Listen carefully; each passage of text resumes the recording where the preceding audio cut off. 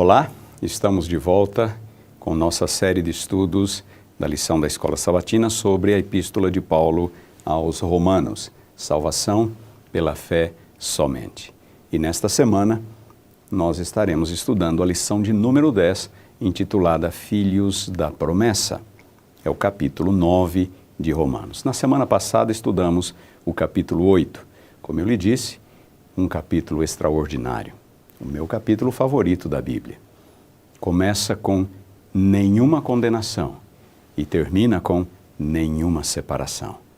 Nenhuma separação do amor de Deus. É a solução que Paulo apresenta para aquele conflito, aquela luta de Romanos, capítulo 7, versículos 14 a 24. Eu quero fazer o bem, mas não consigo. Eu me esforço, mas eu caio. O que vai ser de mim? Podemos exclamar como Paulo em desespero: miserável homem que sou, quem vai me livrar desta natureza pecaminosa? O problema descrito em Romanos 7, 14 a 25 é a luta do crente com sua natureza pecaminosa. São os pecados involuntários que nós cometemos ao longo da vida. Qual é a solução? A solução é Romanos 8. Nenhuma condenação para os que estão em Cristo Jesus. Cristo tomou o nosso lugar na cruz. Com sua vida santa, Ele condenou o pecado. Com sua morte na cruz, Ele pagou a penalidade do pecado.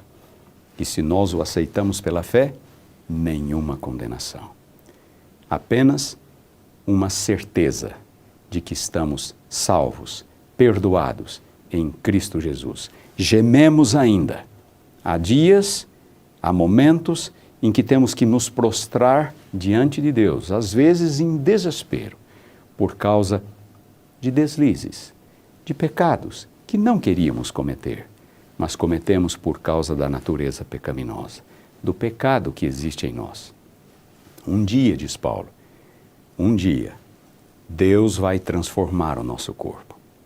Nós aguardamos pela redenção do corpo, onde não só o ser humano, mas toda a criação, que geme e suporta angústias até agora, por causa do pecado. Um dia, tudo isto vai passar. Seremos transformados e apareceremos na beleza do Senhor nosso Deus. Enquanto este dia não chegue, confie em Deus. Confie em Jesus, o seu Salvador, o nosso Salvador. Nada no mundo, ninguém será capaz de nos condenar ou nos separar do amor de Deus em Cristo Jesus. No capítulo 9, o apóstolo Paulo muda completamente o tom da sua abordagem. Na verdade, os capítulos 9 a 11 formam quase que uma unidade, em que o apóstolo vai lidar com o problema dos judeus. Que problema é este? É o fato de que muitos judeus não estavam aceitando o Evangelho, a Jesus como seu Salvador pessoal. Já nos dias de Paulo, o número dos gentios conversos estava superando o número dos judeus crentes em Cristo Jesus. E isto poderia levantar algumas inquietações, algumas dúvidas acerca do plano de Deus. O plano de Deus em ter escolhido Israel deu certo? Falhou? Como fica? Como não fica? E o apóstolo Paulo, um judeu, ele escreve estes capítulos e nós vamos ver nesses capítulos uma profunda angústia, uma profunda preocupação para com os seus irmãos na carne, os seus compatriotas, os judeus.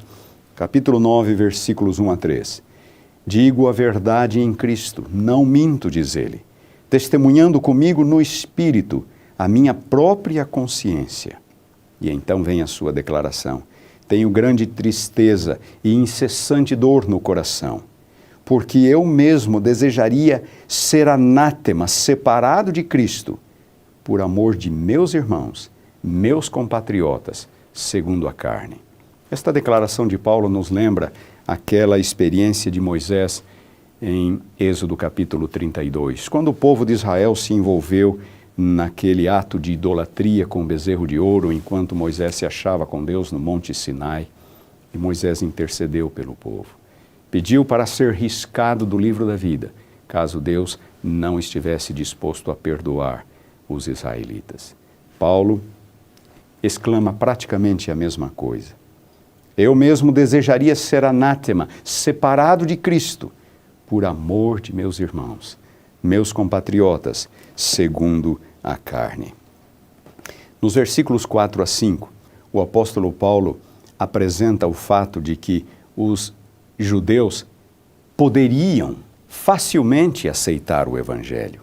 Eles já estavam bem mais adiantados em sua experiência com Deus, em seu conhecimento acerca dos planos de Deus, do que os gentios. São israelitas, pertence-lhes a adoção e também a glória, as alianças, a legislação, o culto, as promessas. Deles são os patriarcas e também deles descende o Cristo segundo a carne, o qual é sobre todos. Deus bendito para todos sempre. Amém.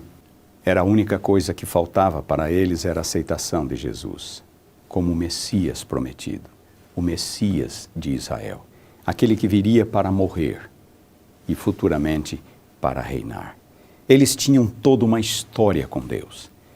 A vida dos patriarcas, as revelações de Deus por intermédio de Moisés, toda a história da teocracia, as alianças, as promessas, os profetas, as escrituras. Faltava apenas a aceitação de Jesus Cristo. Mas, infelizmente, como eu disse, já nos dias de Paulo, a maioria dos judeus estava rejeitando o Evangelho. E eles estavam sendo superados numericamente na igreja, na comunidade de fé, pelos gentios. Isto poderia levantar uma dúvida. Será que o plano de Deus falhou? E é exatamente sobre isto que ele fala nos versículos 6 a 13. Será que ao escolher Israel, Deus cometeu algum equívoco? Notem os versículos 6 a 8, onde Paulo diz: e não pensemos que a palavra de Deus haja falhado. Ele rejeita esta ideia de que o plano de Deus para com Israel não deu certo, porque nem todos de Israel são de fato israelitas. O problema não é o plano de Deus, o problema é que nem todos os israelitas, os judeus, se mostraram fiéis à sua herança. Nem todos de Israel são de fato israelitas.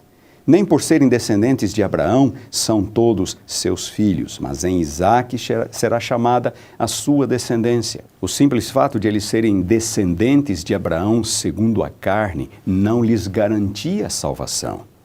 Assim como Abraão teve 2 filhos, um segundo a carne, Ismael, outro segundo a promessa, Isaque.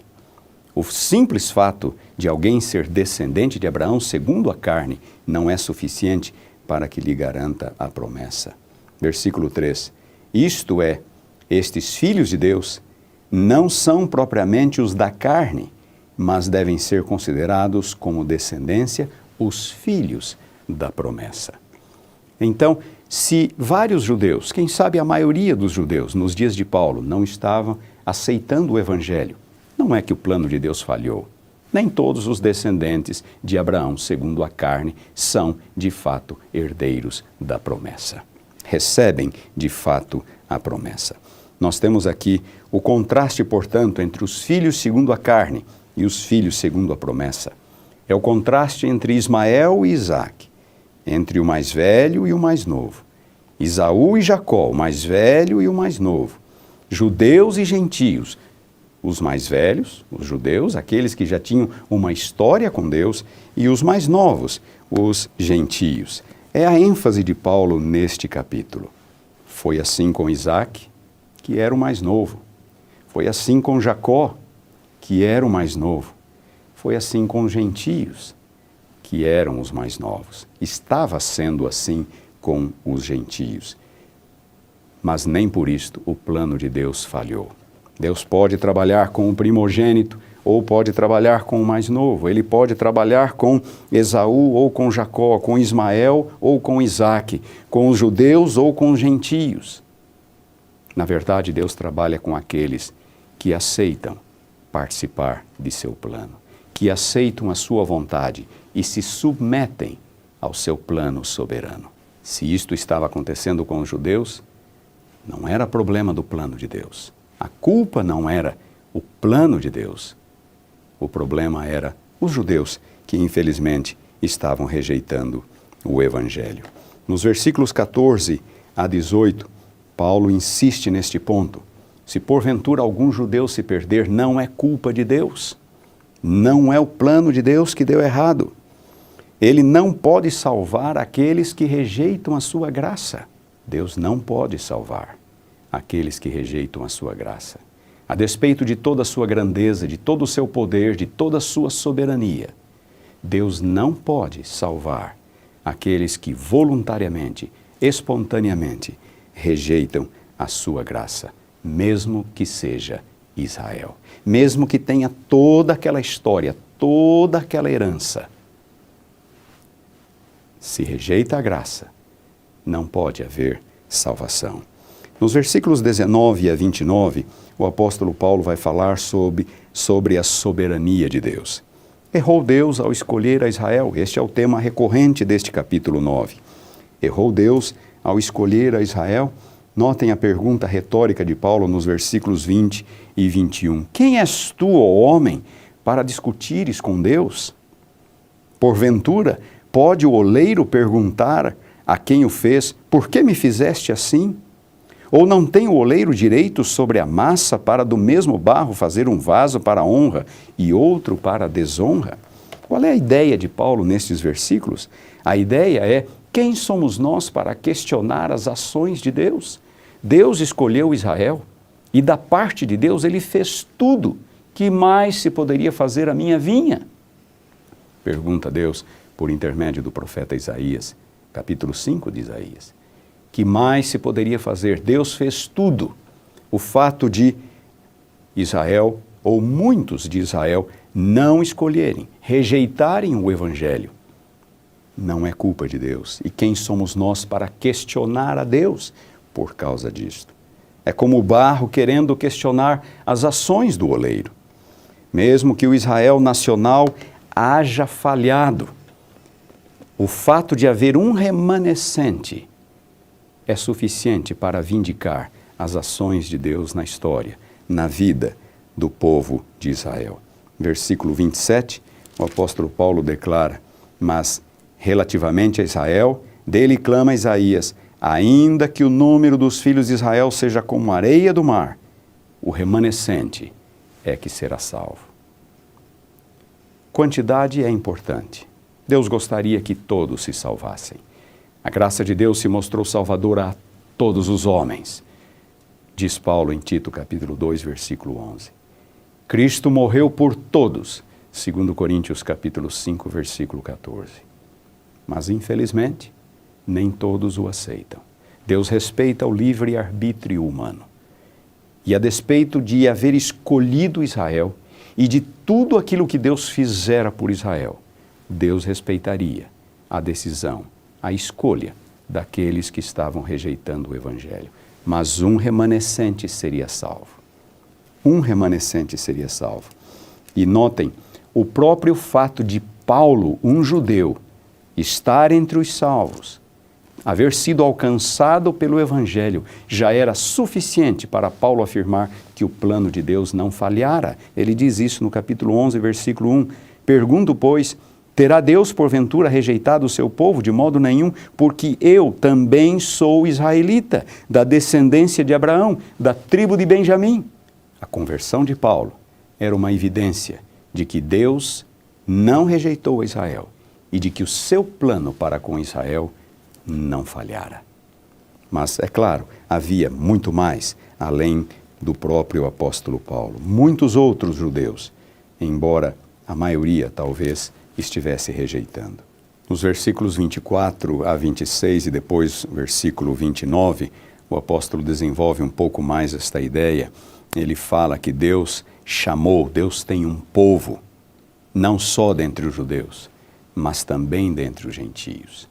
O plano de Deus não falhou, só porque muitos de Israel estavam rejeitando o Evangelho. Havia um remanescente, e havia um povo, mesmo que não fosse formado única e exclusivamente por judeus, mesmo que houvesse gentios. Na verdade, esta é a verdadeira descendência de Abraão, aquele que tem a fé de Abraão e não necessariamente aquele que é descendente segundo a carne. Versículo 25, assim como também diz Oséias, chamarei povo meu ao que não era meu povo, e amada à que não era amada. E finalmente, versículo 26, e no lugar em que se lhes disse, vós não sois o meu povo, ali mesmo serão chamados filhos do Deus vivo. Aqui Deus trabalha com aquela experiência dramática vivida pelo profeta Oséias, que foi chamado por Deus para tomar uma esposa dentre as prostitutas e ter filhos com ela. E um de seus filhos se chamaria não meu povo. Outro filho se chamaria meu povo. Assim é a experiência de Deus com seu povo. Alguns não são seu povo. Alguns o rejeitam. Alguns rejeitam a oferta do Evangelho. Isto não faz com que o plano de Deus tenha falhado.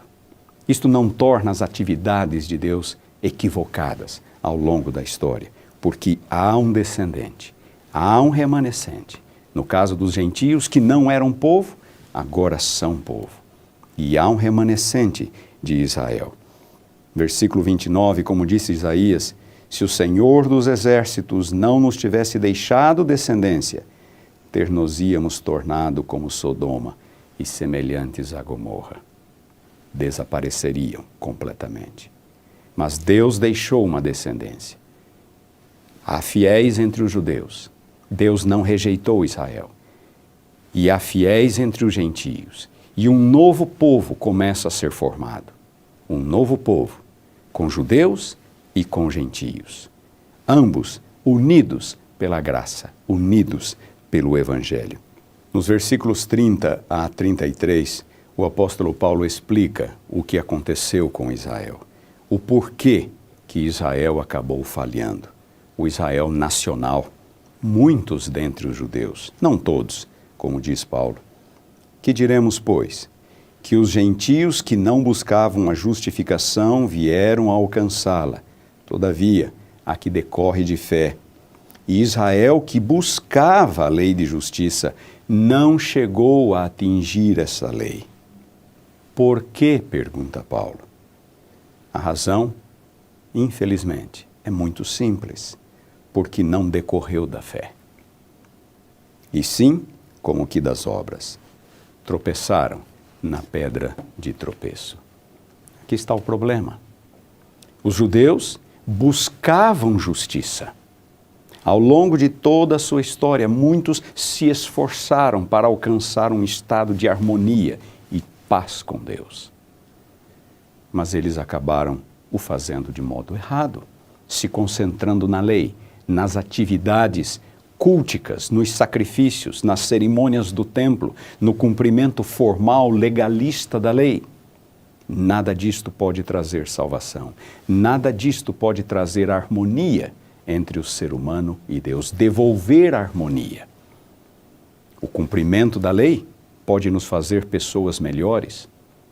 O cumprimento de cerimônias pode fazer com que nós pareçamos pessoas boas, religiosas. Mas isto não é o bastante para restaurar a harmonia entre a criatura e o Criador, por causa de algo chamado pecado. O pecado é mais forte, é um poder muito mais forte do que qualquer de nossos esforços, por melhores que sejam, por mais religiosos que pareçam. É por isso que não há nada que possamos fazer para a nossa salvação. E é por isso que Israel falhou, ou muitos de Israel falharam. O próprio apóstolo Paulo era, antes da sua conversão, um daqueles que procurava ser perfeito diante de Deus, mediante o cumprimento da lei. E ele se considerava irrepreensível. Filipenses capítulo 3. Há muitos assim ainda hoje, que buscam restaurar as suas relações com Deus, buscam restaurar sua harmonia com Deus, buscam estar em paz com Deus, por meio de suas próprias obras, por meio de seus próprios esforços. esforços humanos, atos humanos de justiça, por melhores que sejam, não passam de trapos de imundícia aos olhos de Deus. Uma fonte contaminada não pode produzir senão água contaminada. Foi assim com Israel, será assim com qualquer pessoa, em qualquer época, em qualquer lugar. Somente Cristo pode nos reaproximar. Somente Cristo pode restaurar a harmonia entre criatura e Criador. Romanos 5:1. Justificados, pois, mediante a fé, temos paz com Deus. Nenhuma condenação há para os que estão em Cristo. Israel falhou. Muitos dentre os judeus falharam. Mas o plano de Deus não falhou. Há um remanescente. Há um remanescente de Israel, que agora é unido a alguém que não era povo, os gentios. Deus tem um povo, e este povo, por mais que seja pequeno, é uma evidência concreta, visível, de que o plano de Deus está dando certo. Deus respeita o seu livre-arbítrio, o meu livre-arbítrio. E por fim o versículo 33. Como está escrito, eis que ponho em Sião uma pedra de tropeço e rocha de escândalo, e aquele que nela crê não será confundido. É claro que a referência aqui é a Jesus Cristo. Lá no final do versículo 32, Paulo, se referindo ao fracasso de muitos de Israel, ele declarou: tropeçaram na pedra de tropeço. Tudo gira em torno de Cristo. Cristo pode ser a pedra angular, o fundamento daquele que tem fé, ou a pedra de tropeço daquele que o rejeita. O que é Cristo para você? O que é Cristo para mim? Nós podemos utilizar o nosso livre-arbítrio, este dom extraordinário que Deus nos deu, para aceitarmos a sua oferta extraordinária, maravilhosa, de graça, por meio de Cristo Jesus. Aceitarmos o Evangelho, nos submetermos à justiça que vem de Deus, em vez de querer construir nossa própria justiça por míseros atos ou esforços humanos. Deus nos abençoe, para que nós não venhamos a tropeçar na pedra de tropeço, para que Cristo seja para nós um fundamento, o alicerce de uma vida transformada, o alicerce de uma experiência de fé com Ele. Que Deus nos abençoe, hoje e sempre. Esperamos revê-lo na próxima semana.